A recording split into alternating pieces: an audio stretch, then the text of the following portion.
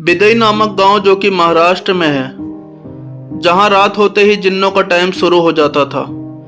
जिन्न जो पिशाचों का देवता कहलाता है, जिसने गांव के कब्रिस्तान में खौफ का आतंक फैला रखा था, जो कि बुधवार की रात को गांव में आके सबके घर खटखटाता और अगर कोई जागता रहता तो वो उसके दोनों हाथ से उसके सर को पिचका के अपने कब्रिस्तान में ले जाता और उसकी आत्मा को अपने अंदर समा लेता था, जिससे उसकी शक्ति बढ़ जाए, जिसकी वजह से धीरे धीरे करके उसका खौफ दूसरे गांवों में भी फैलने लगा। जो दोपहर के टाइम भेष बदल के लोगों के बीच बैठता, बातें करता और रात होते ही अपना भयानक रूप ले लेता था। इसलिए गांव के लोगों ने सबको इकट्ठा करके एक सभा बनाई और दिल्ली के किसी मशहूर तांत्रिक को बुलाया, जिसने आके वहां का मुआयना किया और सबके घर के बाहर एक रेखा खींच दी और सबको उस रेखा के अंदर रहने को कहा। तो सबने उसकी बात मान ली।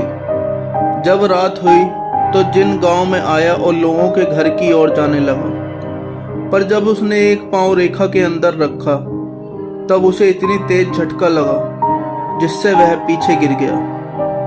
तभी वहां आंधी आ जाती है जिससे वो रेखा मिट जाती है और वो एक घर में घुस जाता है और बच्चे को ले जाता है।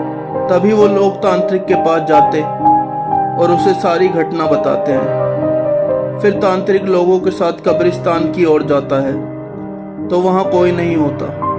तभी जिन बच्चे का कटा हुआ सिर लेके निकलता है और हंसने लगता है। तभी तांत्रिक उसे मंत्र फेंकता है जिसका उस पर कोई असर नहीं होता। तांत्रिक उस पर हर चीज का प्रयास करता है पर विफल हो जाता है।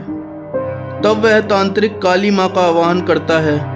तभी बिजली कड़कती और जमीन को फाड़ती हुई एक तलवार जाके उस जिन के पांव से टकराती है और उसका पांव कट जाता है और फिर वो तलवार उस पर से आके उसे बीच से आधा काट देती है। तो उसके अंदर से सारी आत्माएं आजाद हो जाती हैं। उसी के बाद से लोग खौफ मुक्त हो जाते हैं और उस तलवार को कब्रिस्तान में गाड़ देते हैं और उसकी पूजा याचना करने लगते हैं। लोग कहते हैं उसमें स्वयं काली माँ विराजमान है। हमारा फैक्ट अच्छा लगा हो तो हमारे चैनल को सब्सक्राइब करें और बेल आइकन को दबाना ना भूलें।